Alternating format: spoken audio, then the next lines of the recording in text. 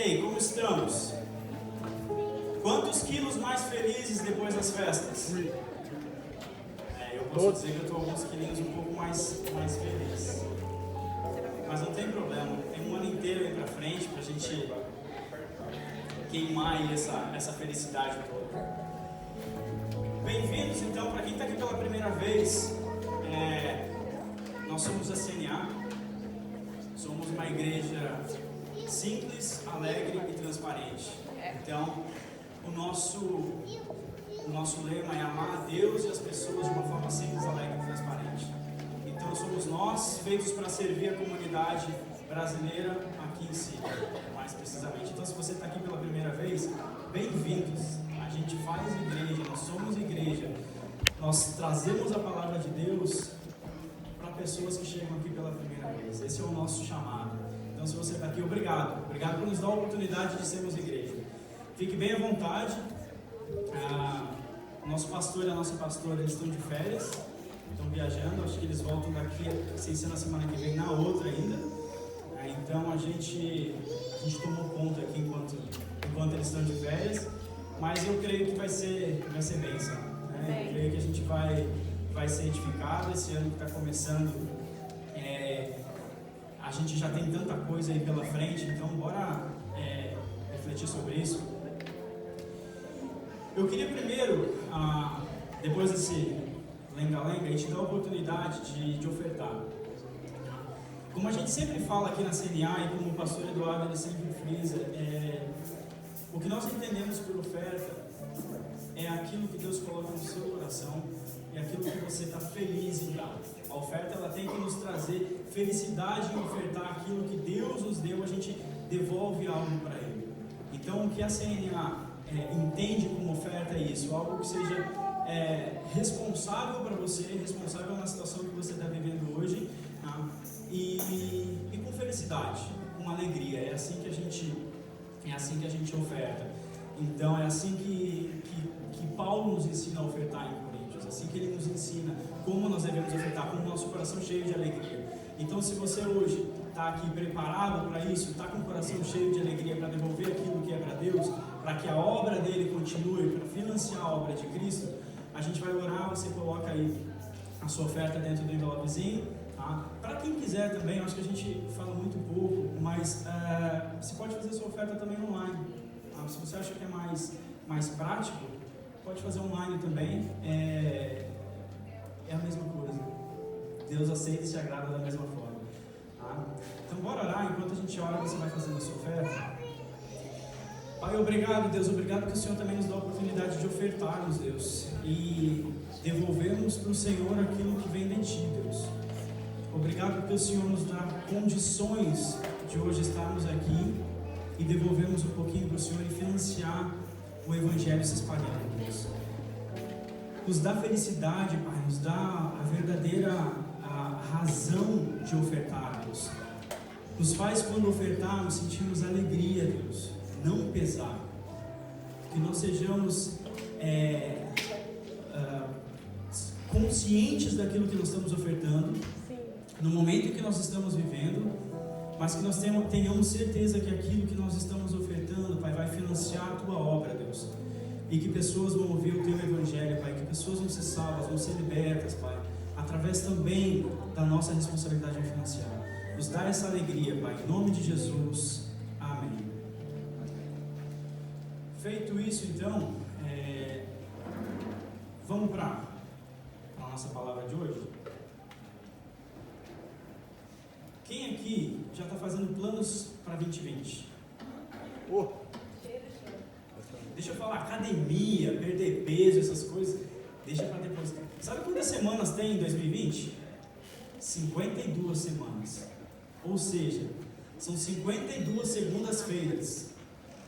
Então são 52 oportunidades a gente dizer: segunda-feira eu começo a academia, segunda-feira eu começo a perder peso, eu começo aquela dieta. Então, cara, tem, na verdade 51, né? Porque uma já passou. Mas, pô, tem segunda-feira pra caramba ainda. Mas é uma época que a gente começa a fazer planos, inevitável. Um ano inteiro pela frente, a gente fica pensando: e aí, agora? O que a gente vai fazer? O que eu vou realizar de diferente, ou o que eu vou deixar de fazer do que eu fiz em 19 e o que eu quero para 2020. É bem comum, agora início de ano todo mundo começa a fazer, geralmente a gente bota em caderninhos, ou lá no calendário e tal, ou na cabeça mesmo, mas a gente sempre tem esse costume de fazer planos. E cara, isso é normal. É normal por quê? Porque existe um conceito formado na espiritualidade, na religião, de que nós, seres humanos, nós precisamos, para que tenhamos uma vida completa, plena, ou podemos dizer feliz, que a gente concentre os nossos esforços em algo externo a nós. Ou seja, que nossa motivação seja algo exterior, algo que transcende o nosso ser. Por quê? Porque nós não somos completos em nós mesmos. O ser humano não é completo em si mesmo. O ser humano sempre precisa de algo a mais. Nós sempre queremos algo a mais. Se eu estiver falando besteira, alguém levanta a mão aí. Mas tá frio, a gente fala assim, nossa, tá frio pra caramba, né? Tô louco que chega o verão. Aí chega o verão, você começa assim, nossa, chega a primavera, tá quente demais. Esse ano eu quero comprar um carro novo, eu quero trocar de carro, eu quero uma casa, eu vou estudar aquilo outro, porque aquilo vai me fazer feliz. Eu vou arrumar um marido, uma esposa nesse ano, né? Tem gente falando amém aí, pelo menos no inconsciente tem gente falando amém aí. Mas é isso aí mesmo, esses somos nós, tá? Porque realmente nós não somos completos em nós mesmos. Existe apenas um ser que é completo nele mesmo, e esse ser é Deus. Deus sim é completo na sua essência. Deus não precisa de algo externo para que ele seja mais feliz, mais completo ou mais Deus. Deus é Deus e ponto. Inclusive o ato criador dele, ele não precisava. Ele quis, ele não necessitava. Então ele fez porque ele quis. Nós estamos aqui hoje por uma vontade, um querer, uma opção de Deus. Ele não falou assim, nossa, eu ando meio triste, então eu vou criar um homem para que eu fique mais feliz. Não existe nada que Deus precise para que ele seja mais Deus. Aliás, se existisse, essa coisa seria o Deus de Deus. E Deus não seria Deus. Esse Deus é Deus, ele não precisa de outro Deus. Captaram? É isso. Isso é totalmente legítimo, pleno e verdadeiro. Ou seja, nós somos seres desejantes. A gente quer, deseja.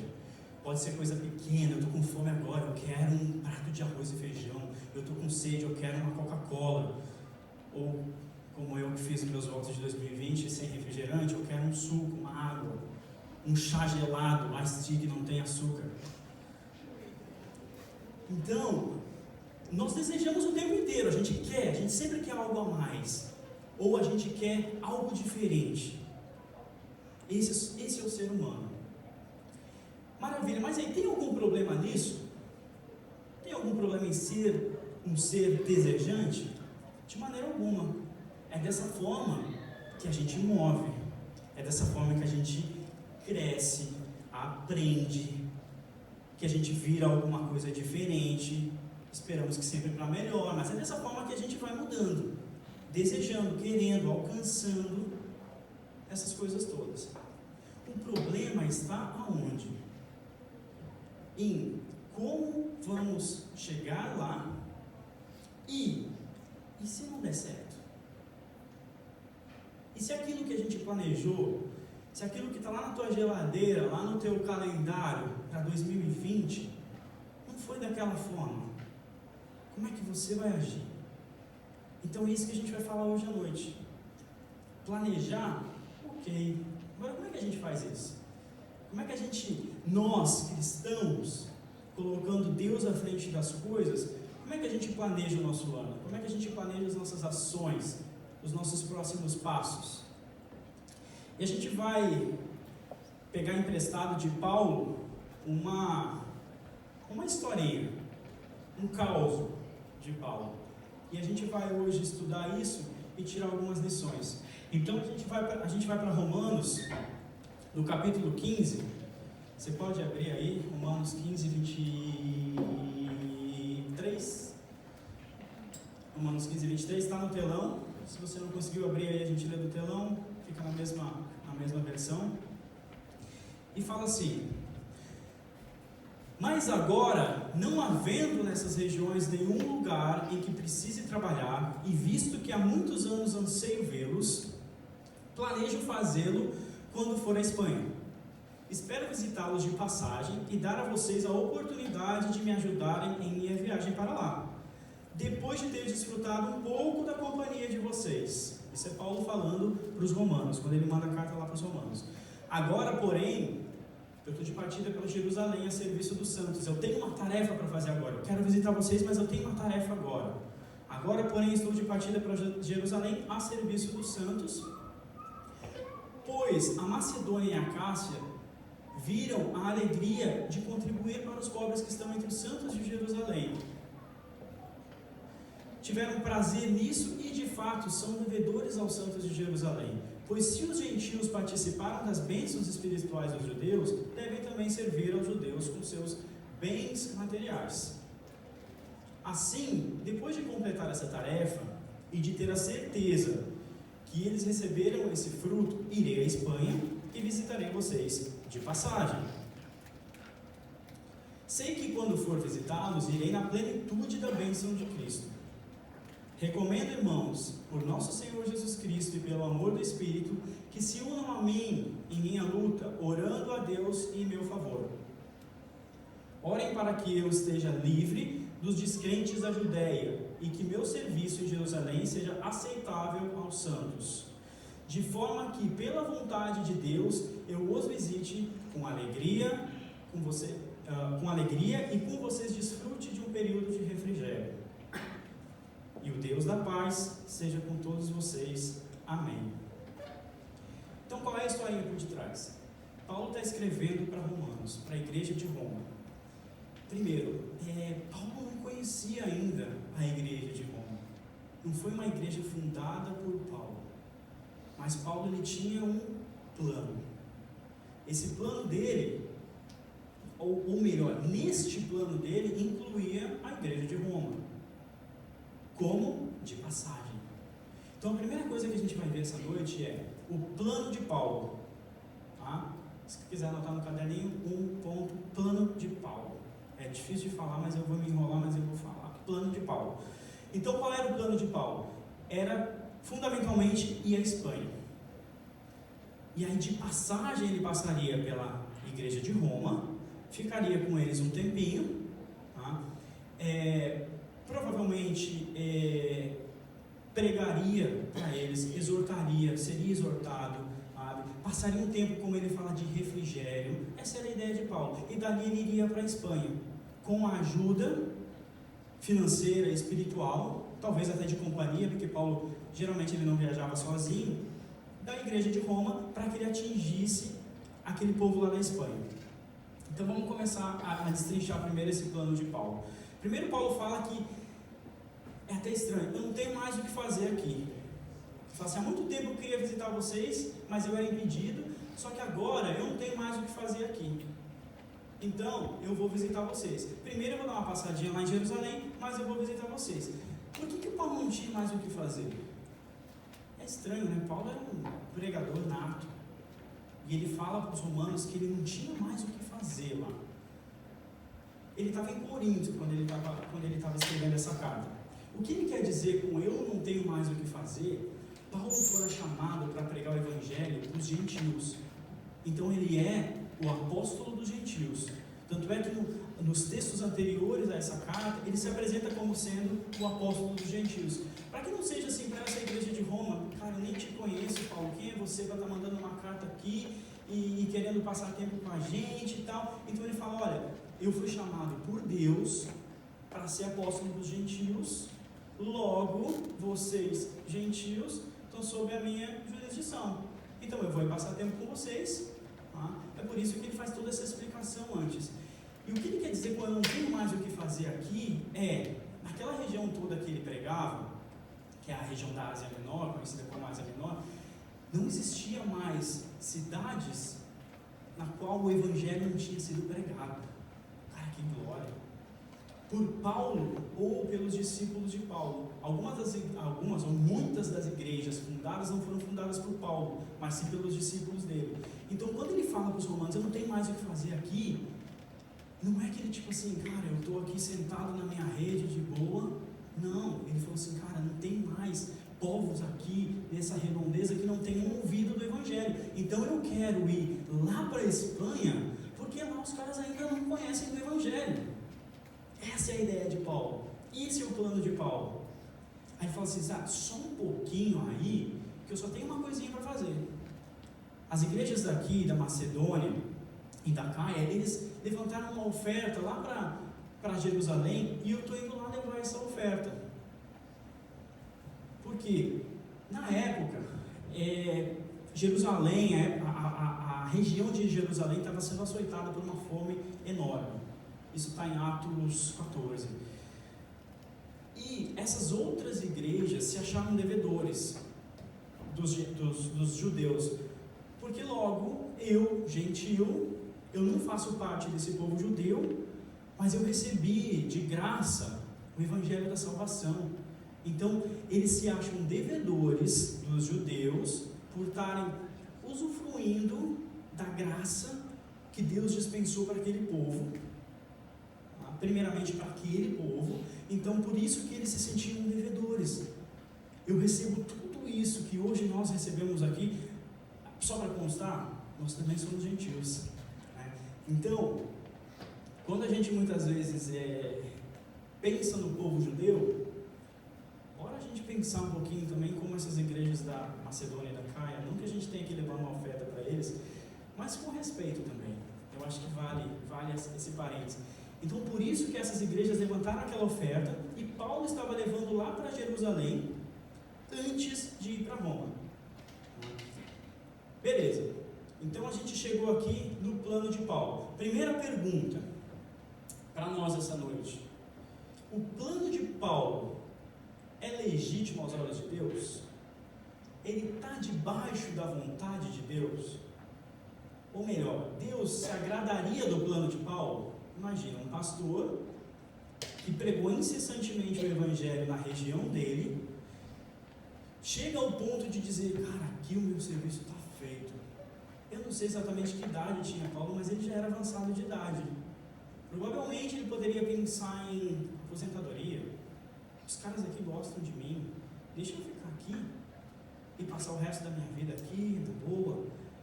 Não, ele fala, cara, ainda tem um povo lá longe que precisa ouvir do evangelho da graça, das boas novas de Cristo.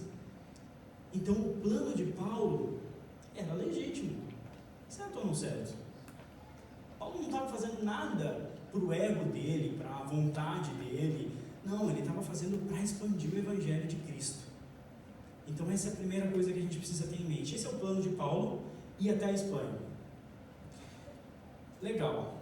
Isso a gente está falando dos versículos 22, de 23 a 29. Essa é a primeira parte do texto.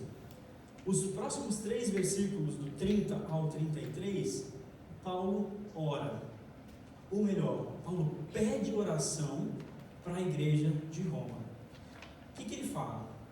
Você pode botar aí para nós de novo, Jojo? São só 3 versículos, tá? Recomendo, irmãos, por nosso Senhor Jesus Cristo e pelo amor do Espírito, que se unam a mim em minha luta, orando a Deus em meu favor. Primeira coisa, em minha luta. Cara, isso demonstra para nós que talvez para Paulo, a vontade dele, pessoa, era ficar lá em Corinto, deitado numa rede. Provavelmente ele era muito bajulado lá, porque ele era como se fosse o pastor master da região. Imagina, ele estava de boa, tranquilo. Então, o que ele fala? Ele fala, me ajudem orando na minha luta, porque esse plano para mim não é um plano fácil. Passa para nós aí, Jorjão. Orem para que eu esteja livre dos descrentes da Judéia. Em outras versões, dos rebeldes da Judéia. Por que isso? para a gente também contextualizar, ele está indo para Jerusalém. Aí a gente pensa assim, poxa, Jerusalém, lá só tem judeu e tal, Paulo é judeu, então, cara, vai ser na boa, né? Vai ser tranquilo. Só que, se a gente pensar que esse povo lá em Jerusalém é o mesmo povo que crucificou Cristo. É o mesmo povo que mandou crucificar Cristo. E Paulo, ele já estava há mais ou menos 15 anos pregando na Ásia, entre os gentios. Ele coletou uma oferta para levar para essa igreja. Imagina, ele está 15 anos fora e ele está voltando. E lá em Atos 14 fala dos rebeldes da Ásia, os crentes rebeldes. Então é para esse povo que Paulo está indo. Então para ele não está sendo fácil. Ele fala, olha, embora eu esteja levando uma oferta para eles, orem por mim, orem para que Deus me livre desse povo, desse pessoal que não crê, esse pessoal que muito provavelmente vai querer me matar. Então, por favor, orem por mim. E para também que a minha oferta seja bem aceita lá. Cara, ele está levando uma oferta para uma igreja e ele está orando para que essa oferta dele seja bem aceita. Você pode imaginar quão hostil deve ser para Paulo estar em Jerusalém? Então, ele ora e pede oração para a igreja de Roma para ajudarem ele a sustentar ele nisso. E aí continua, pode passar aí, João. De forma que pela vontade de Deus,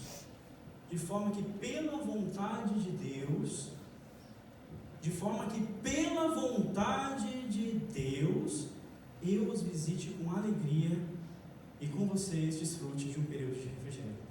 Então o que Paulo está fazendo aqui? Depois de planejar, o que ele faz? Ponto 2 do nosso caderninho. Ele coloca diante de Deus. Você pode ver que no plano de Paulo ele não fala assim, talvez eu vá fazer isso, talvez eu vá fazer aquilo, quem sabe eu faça isso. Não, ele fala, eu vou. Bom, o plano está feito. Agora, vamos orar e que pela vontade de Deus eu possa fazer isso. Não é doido? Às vezes a gente fica entre a soberania de Deus e a nossa responsabilidade. Quem aqui já se colocou nessa situação? Beleza, Deus é soberano, certo ou errado? Nada acontece sem o consentimento de Deus. Nenhuma folha cai de uma árvore sem a permissão de Deus. Está na música da CNA. Então, se está na música da CNA, é verdade. Os nossos cabelos são contados. Embora que para alguns aqui é fácil, né? Enfim, Deus conta os nossos cabelos. Eu não preciso fazer nada, Deus é soberano. Quem sou eu para mudar a vontade de Deus? Certo ou errado? Errado. Nós temos também a nossa responsabilidade em planejar. Quando Deus coloca nas nossas mãos, a criação, o mundo, para que nós sejamos, como ele fala, mordomos dele. A tradução é mordomos, nós somos os mordomos, nós não estamos aqui, nós temos posse desse mundo, das coisas desse mundo, da criação, nós não somos donos, nós temos posse. A nossa responsabilidade é cuidar de tudo que foi criado. Como eu vou cuidar se eu não tiver nenhum tipo de planejamento? Então beleza, a gente planeja. Agora, a gente planeja, só que a gente coloca os nossos planos diante de Deus, em oração. Se Deus quiser, que assim seja. Se Deus fizer, ótimo. É isso que Paulo está fazendo. Então, primeiro Paulo planejou, depois ele coloca isso em oração. Fechou? Primeiros 2 pontos. E agora? E o resultado dessa salada toda, desse plano de Paulo? Como é que realmente aconteceu? Para nós é fácil, a gente já está no final da história, né? Então a gente sabe da história toda, então a gente sabe como foi. Paulo realmente estava a caminho de Jerusalém. Ele chega até Jerusalém com a oferta. E os caras falam assim para ele: Paulo, cara, você está doido. Você está 15 anos fora, vivendo no meio dos gentios. O pessoal aqui acha que você é gentil, cara. Então sabe o que você faz? Você vai ao templo, você faz um ritual de 7 dias no templo, e você se purifica, para provar para o pessoal que você continua sendo judeu. Isso também, Atos 14, está no mesmo texto. E Paulo fala assim: beleza, bora lá. O que tem de problema nisso? Embora Paulo já sabia que todos esses rituais, esses processos depois de Cristo já não valiam mais, porém ele via como sendo bom para que aquilo que ele fosse pregar surtisse efeito. Ou seja, se você vai pregar para um povo, você precisa entender a cultura do povo, você precisa interagir com a cultura do povo, e aí, bora pregar o evangelho. E foi isso que Paulo falou: não, beleza, embora eu não acredite nisso, vamos lá, vamos fazer o que tem que fazer. E Paulo vai até o templo. O que acontece quando ele chega no templo? Quem que está lá no templo? Aquela turminha, os rebeldes de Jerusalém. Aquela mesma turminha que crucificou Cristo. O que eles fazem? Eles pegam Paulo lá. E aí dá aquele rebuliço, aquela coisa de chutar aqui, puxão de cabelo, na época puxão de barba também, porque os homens tudo com barba grande. Aquela briga toda, a guarda é chamada, a guarda pega Paulo e prende Paulo. E Paulo fica preso por 2 anos lá, e eles querem matar Paulo. Paulo apela para César, fala: eu sou cidadão romano, então eu quero ser julgado em Roma. E Paulo é levado até Roma. E Paulo chega a Roma, só que ele chega preso. Ele chega preso, onde ele fica mais 2 anos lá, preso, numa casa, acorrentado ou algemado a um guarda 24 horas por dia. É a primeira prisão de Paulo. Então ele é numa prisão domiciliar, se podemos dizer assim, e ele é acorrentado a um guarda de César, da guarda pretoriana, 24 horas por dia. Os guardas faziam turnos e ficava lá sempre alguém acorrentado com Paulo. Essa foi a viagem de Paulo lá para Roma. Além disso, no livro de Atos não existe nada mencionando ida de Paulo à Espanha. Nem nos anais da igreja antiga, nada que conste Paulo pregando na Espanha. Então, a minha pergunta é: e o plano de Paulo? Foi ou deu ruim? Não foi bem o que ele queria, né? Ele chegou lá em Jerusalém, a oração dele era para que Deus o livrasse dos rebeldes do templo, lá de Jerusalém. Isso não aconteceu, ele foi pego lá. Ele chega a Roma, sim, uma viagem um pouquinho conturbada, naufrágio, quase morre, aquela coisa toda, chega preso em Roma, e nunca foi à Espanha. Aquele plano que estava lá na geladeira de Paulo, não deu. A oração de Paulo foi atendida, não necessariamente da forma como Paulo queria. Beleza, esse é o nosso terceiro ponto. E o plano de Paulo? Naufragou, certo? Então Paulo planejou, Paulo orou e não aconteceu. E agora? Voltando à nossa introdução, esse é o problema de planejar. Quando acontece, por exemplo, uma negativa, como é que a gente reage? Como é que a gente planeja de novo? Ou se é que planeja? E aí a gente vai para as nossas conclusões. Primeiro, como é que Paulo agiu depois dessa negativa? Paulo cessou? Ele ficou chateado? Provavelmente sim. Provavelmente um ser humano já de certa idade, cansado, passar por tudo isso. Não era o que ele queria. E ele chega preso. E aí, acabou tudo?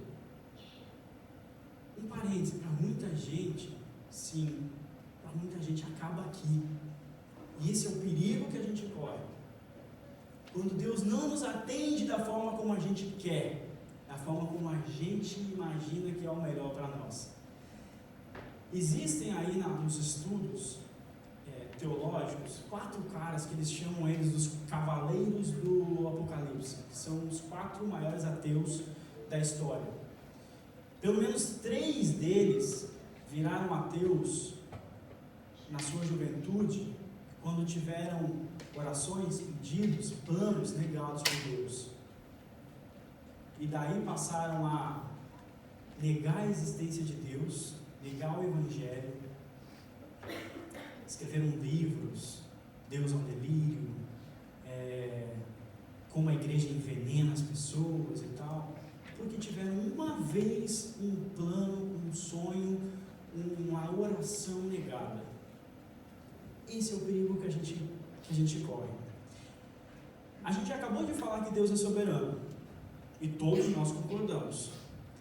Então, quando Deus fala um não para a gente, quando Deus riscar o teu plano, muitas vezes esse não pode ser ruim para você, no teu sentimento, no teu eu, no seu quarto, falando, Deus, por quê? Ah, Deus, não, mas era legítimo o meu plano, era pregar o teu evangelho, como que o Senhor me fala não? E Deus fala não. Vamos pensar o que aconteceu com Paulo depois disso? Ou melhor, vamos pensar, se acontecesse da forma como Paulo quis, Paulo ia lá em Jerusalém, entregava a oferta, provavelmente passaria umas 2 semaninhas de férias, pegaria o primeiro navio, ia para Roma, chegava lá, sentava com os caras, conhecia eles, pregava e tal, trocava ideia, ficava lá, sei lá, 1, 2 meses, pegava uma oferta, pegava alguém para ir com ele, ia para a Espanha, evangelizava na Espanha, ia provavelmente abrir 5, 10, 20, 30 igrejas lá na Espanha. Ia ser bom? Uau! Só que o que Deus faz com Paulo? Cara, que doido. Deus coloca Paulo preso. O que ele faz enquanto ele está preso? Primeiro, ele escreve cartas para igrejas. Quem aqui já foi abençoado por Filipenses, Colossenses, Filemão? São as 3 primeiras cartas, são as 3 cartas que Paulo escreve na primeira prisão dele. Cartas que vêm nos exortando, nos ensinando, nos abençoando milhões, milhares de pessoas com o passar do tempo. Então Deus falou para Paulo, não isso, mas eu quero aquilo que é maior ainda para você, Paulo. Ou é maior ainda para a minha igreja, para o meu evangelho. Eu sei que você não entende agora, Paulo. Mas, cara, você vai ficar preso. E dali você vai escrever cartas que vão abençoar pessoas de gerações em gerações. E hoje a gente abre a nossa Bíblia, a gente tem esses textos maravilhosos que Paulo escreveu preso, triste, talvez nos primeiros dias até entender que Deus queria dele algo diferente. Mas Paulo não desistiu, ele não falou assim, cara, Deus não existe, porque eu queria pregar lá e ele não deixou. Que Deus é esse? Não, Paulo persistiu. Quer ver outra coisa bacana? Paulo era acorrentado a um guarda 24 horas por dia. Agora para e pensa, imagina para um guarda ficar acorrentado a uma metralhadora de evangelho. Cara, qual será que era o papo de Paulo para ele?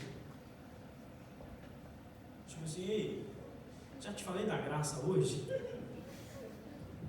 Então, lembra de Jesus? Cara, quantas almas Paulo não deve ter ganho? Quando ele escreve para Filipenses, que ele faz as saudações finais para Filipenses, ele fala assim, os da casa de César te saúdam. Cara, ele deve ter ganho vidas lá dentro da casa do imperador, preso, os da casa de César te saúdam. Cara, o plano de Deus era muito maior para Paulo. Era muito maior para Paulo. Paulo, muito provavelmente, ele não entendia isso. Mas ele, provavelmente, no final da vida dele, ele deve ter se visto contente com a prisão, com aquele furdunço que aconteceu lá no templo. Ele deve ter ficado feliz tendo o plano dele negado por Deus. Cara, e essa é a forma com que Paulo nos ensina, e como a Bíblia nos ensina, como as Escrituras nos ensinam, como agir com o não de Deus. Sério, para nós é muito difícil entender o porquê das coisas. Eu vou contar uma historinha, a Dandara já vai começar a rir, mas eu sempre gosto das historinhas. Essa tem procedência, depois eu conto para vocês. Mas existia um menino novinho e ele queria ser missionário. Cara, eu quero ser missionário, pastor, me manda para uma missão. Cara, você está novo ainda, calma. Apareceu uma missão para ele. Tem uma tribo lá no meio da África, que os caras nunca tiveram contato com ninguém, nunca tiveram contato com o Evangelho. Ele fala, opa, sou eu, estou aqui, estudando, estou louco para ir. E manda ele vai, pega navio e tal, passa por um monte de floresta e tal. Quando se vê no meio da tribo, felicidade, né? A tribo era canibal. Aí fala assim, nossa, e agora? Aí a próxima cena que a gente vê ele amarrado no tronco, cozinha descascando batata, aquele bol gigante, os caras girando ele lá amarrado. O jantar vai ser bom hoje. Aí chega o cacique da tribo e fala assim, ô cozinheiro, faz o seguinte, me dá um pedaço dessa carne aí que eu quero provar, carne nova. O cozinheiro vai lá, afia a faca e tira uma naca da panturrilha do cara, leva lá pra ele, fresquinho, ele prova e fala assim, nossa, que carne ruim, solta esse cara, essa carne está estragada, solta ele. E o menino dá no pé, orando para Deus, Deus, obrigado pela prótese que o Senhor me deu, aquele dia eu não entendi, mas hoje eu sei porque eu tenho uma perna de borracha.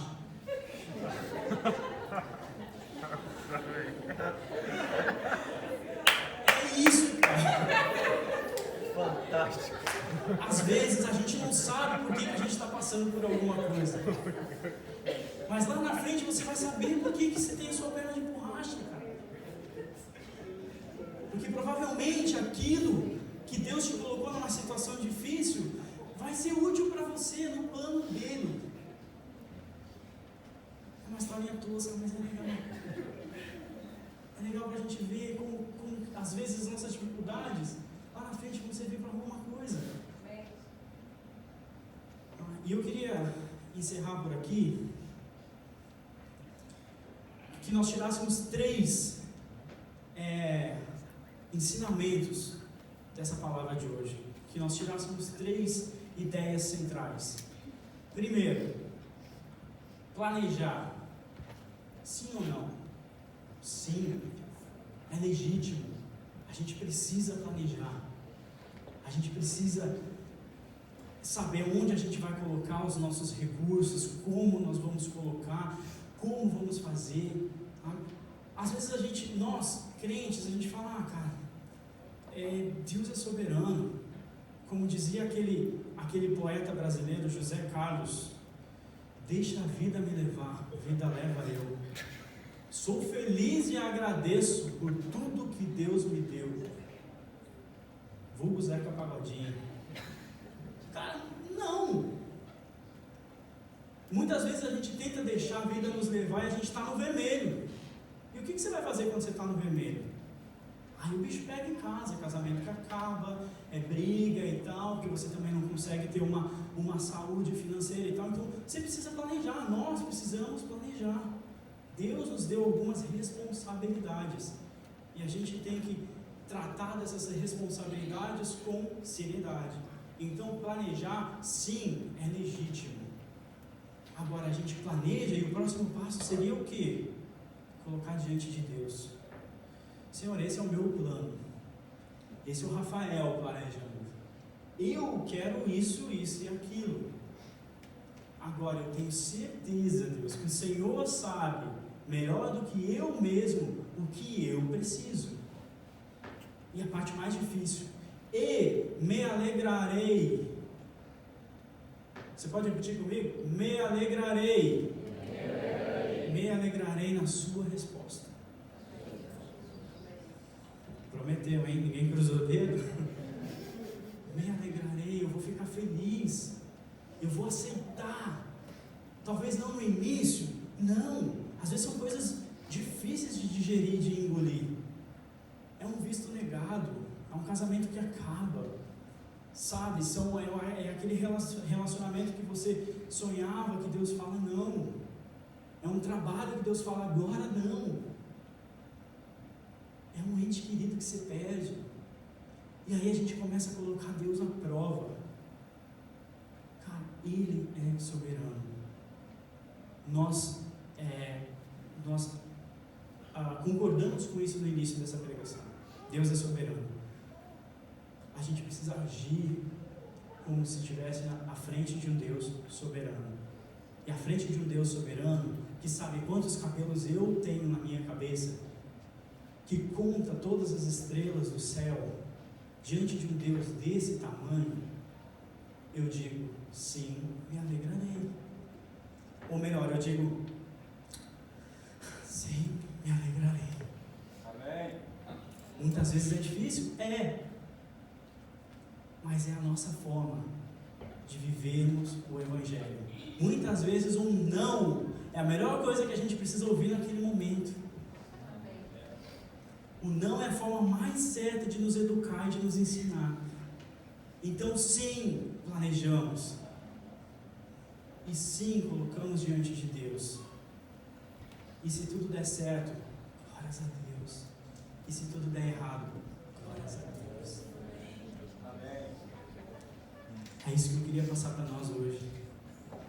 Que 2020 seja um ano de planos, um ano de planejar, de pensar o que a gente vai fazer, ou o que a gente não vai fazer, mas que tenhamos a certeza de que Deus está no comando, e que Ele sabe melhor do que nós, daquilo que nós precisamos, daquilo que nós temos carência naquele momento, porque às vezes o não de Deus é não, agora.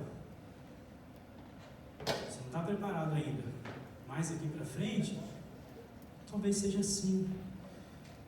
Então, o que a gente tira desse texto de Paulo, dessa história toda que a gente contou aqui, são esses ensinamentos.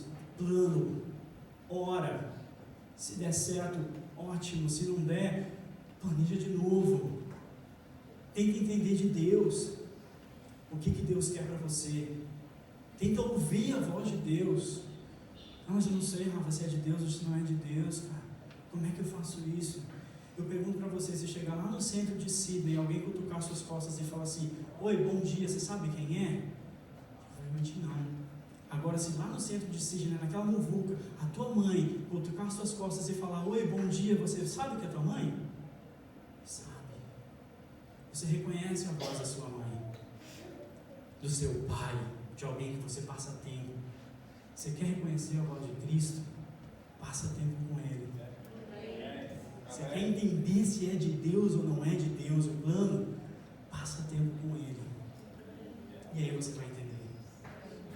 Bora ficar de pé? Vamos orar para a gente encerrar? Que 2020 seja um ano extraordinário. Para a CNA, 2019 foi um ano diferente, se eu posso dizer assim. Foi um ano que nos ensinou muita coisa, que mudou muita coisa em nós, e nós vimos muita coisa boa acontecendo. Tivemos um acampamento em 2019 que foi bênção. Nós tivemos vários batismos, tivemos pessoas se entregando a Cristo, aprendendo mais, pessoas que até hoje, como a minha sogra que está lá no Brasil, às vezes eu falo alguma coisa para ela, ela fala assim, gente, mas lá no acampamento foi pregado isso. Eu falo, nossa. Então assim, 2019 foi um ano especial para a CNA. E o nosso desejo, o nosso plano é que Deus continue fazendo a obra dele na nossa igreja. O nosso plano é que mais e mais pessoas entrem por aquela porta de um jeito e saiam diferente. Saiam pensando em Cristo, pensando nas coisas do alto. É isso que a CNA quer para o ano de 2020. Que nós como igreja, nós que estamos aqui hoje como igreja, sejamos cada vez mais parecidos com Cristo. Glória a Deus. Um pouquinho mais a cada dia. Eu não estou falando a cada sábado, eu estou falando a cada dia. Isso aqui, gente, é uma partezinha da nossa semana com Deus.